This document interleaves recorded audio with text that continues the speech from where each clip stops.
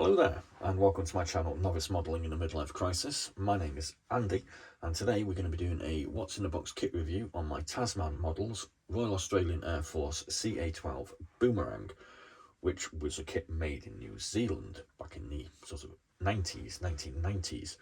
Now, I'm actually doing this as part of a You Choose My Next Build feature, which is celebrating Australia Day, which this year is on Sunday, the 26th of January. And as part of that, we're asking you to choose which kit I build next from this one, the Boomerang, the Commonwealth Wirraway, which was an Australian produced aircraft, and this Ventura Australian Spitfire Mark 8. Now, I have a bit of obsession with what is loosely termed as New Zealand garage kits.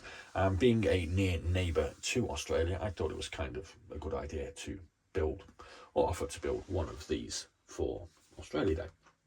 I have a little bit of previous experience with the Ventura brand, having built this rather terrible looking Mark 22 Spitfire as a bit of a laugh very early on in the channel's history, back in March. And we're going to try and do a better job of this one. We're better prepared, we know a bit more about them, and we kind of have a better idea of how to put bits of plastic together with glue. So let's have a look at the parts, and then we'll look at the instructions and the blurb, and then we'll just try and fill you in on what the hell's going on. So for those of you that are unfamiliar with sort of Kiwi garage kits, I suppose you could say, they are actually kind of different to what you normally get. They do require quite a lot of effort and time. I'm going to say skill as well, but skill is not something I'm particularly blessed with at the moment, so kind of bodging and making do. So as you can see by the sprues, there's going to be a lot of careful removal going on here to take these wings off this sprue and the fuselage and these two wheels.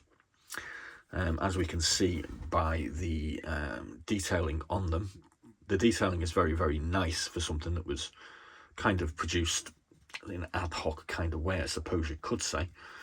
And when they're put together, I have seen photographs that look a lot better than my Ventura kit. They do go together really, really nice. And I think they're kind of an interesting part of model making history, if you like. You know what I mean? Basically, people getting together and building things in their garage. It's very similar to what goes on these days with 3D printing, and obviously this is, you could say, sort of the founding of sort of people doing these things in their spare time. So obviously we've got a lot to do here. One of the main problems is residue from the construction process, and as you can see here, we've got a lot of residue from the injection molding process that needs to come off on the insides of the wings. Otherwise, this bit here doesn't really fit very well. So for that, we could use a file, or we could use a sanding stick or a rubber, but we're going to attack it with this thing here, which is basically a copy of a Dremel. So after we've removed all of this, we're going to attach this to this underwing surface, and again, you can see it's got a nice lot of detail going on there with panel lines and access points, etc, etc. So that's what we're going to be doing. We also need to remove these two pieces of the tail surface and attach them to our fuselage. And as you can see, there are no real sort of mounting points anywhere, so it is very much a case of getting these right and using a little bit of filler when required. With the kit, as we see here, two Falcon clear vax canopies. So these are these sort of vac form canopies, just in case we make a bit of a boo-boo, I suppose, cutting one from its sprue. It's not really a sprue, but if we make a bit of a mistake, we do actually get two of these, so we kind of get two bites at the cake to get it right. What a lot of people really aren't familiar with, I'm guessing these days, are white metal parts. We have a couple of engines here to play around with. We also get white metal propeller blades, which again, as you can see, need a little bit of attention. We've got a white metal stick to go in with its control surface. Our tail wheel is white metal also. We have a white metal cockpit, cockpit control console. Again, the detail is not great, but these are just so interesting, you know, as a kit. And we've got some these things which you stick the wheels on, undercarriage. Sometimes the words just aren't there. The decals options that I've got with this seem to be a little bit limited and only appears to be one set. It does actually say early World War II RAF decal, Royal Australian Air Force decal option. They are a little bit basic, these ones, but them's the breaks. So we're going to be doing this as it's depicted here. These kits they come around every now and again on eBay and the likes, and generally sort of costing a sort of £15 to £20 bracket. However, Tasman kits and Venturas are now produced by a company called Jay's Model Kits in New Zealand again.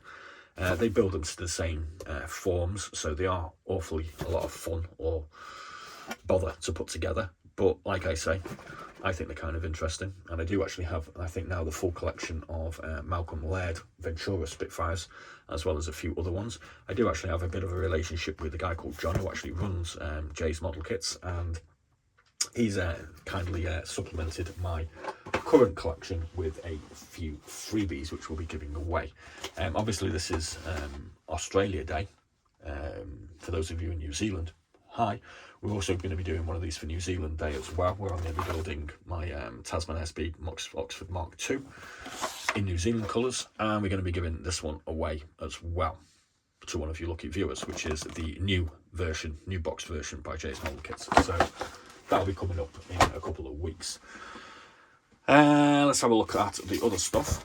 We've got the blurb here, which is quite long, so we're just going to read this bit out and maybe a bit of this bit, just so we know a bit of a history of the Boomerang, because it might be kind of unfamiliar to some people.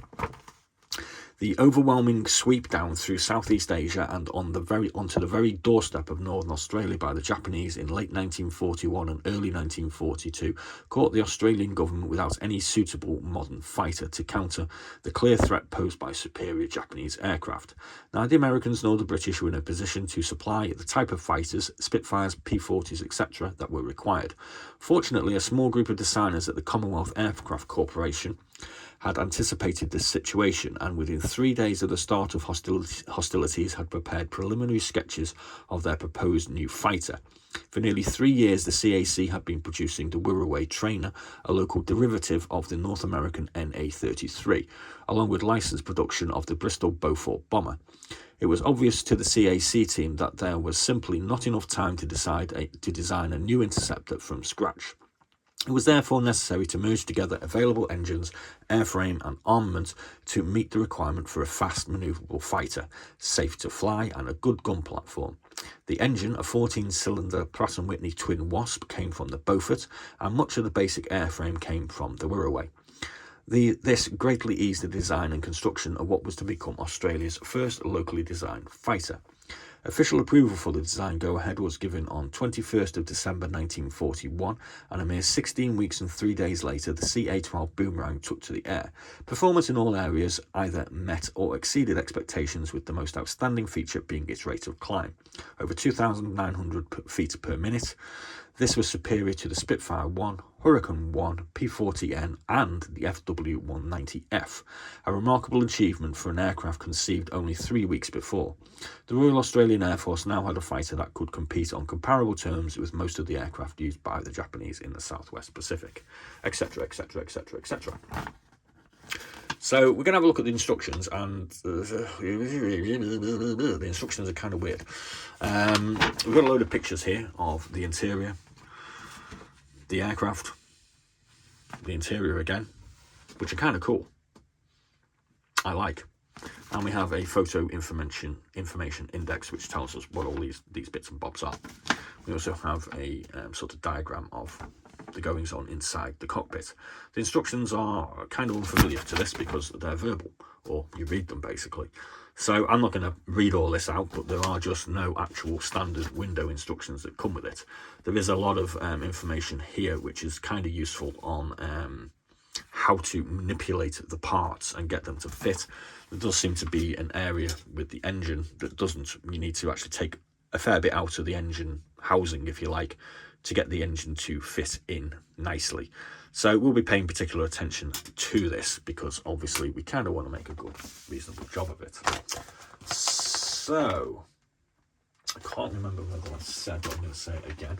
So basically what we're doing here, like I said, we're doing a You Choose My Next Build. So what I want you guys to do, hopefully, will be to add a comment to the comments bar as to which of the following 3 aircraft you would like to see built in time, hopefully, for Australia Day. And the first one, obviously, is this Royal Australian Air Force CA-12 Boomerang. The second one is our Commonwealth Wirraway, which is a modern J's version of the earlier offering by Tasman, and this Ventura, rather shabby box, Australian Spitfire Mark 8.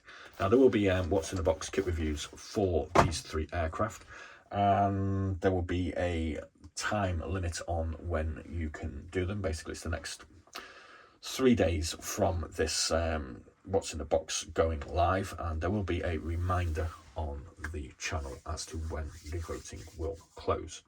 So please do get involved, and please do follow us. If you do have any interest in getting hold of some of the old Tasman Ventura kits in their new format, you can get in touch with Jay's Model Hobby Products, who now produce all of these aircraft featured in a nice shiny new box like this. So please do like and subscribe. Please do watch some of our other videos. Please do watch us build whichever of these kits you were kind enough to help me select. And I'll be having a quick go of my Morris Rutherglen single malt Australian whiskey, which is hopefully going to be kind of nice. So, as always, be seeing you. I need to turn it off, don't I? Bye.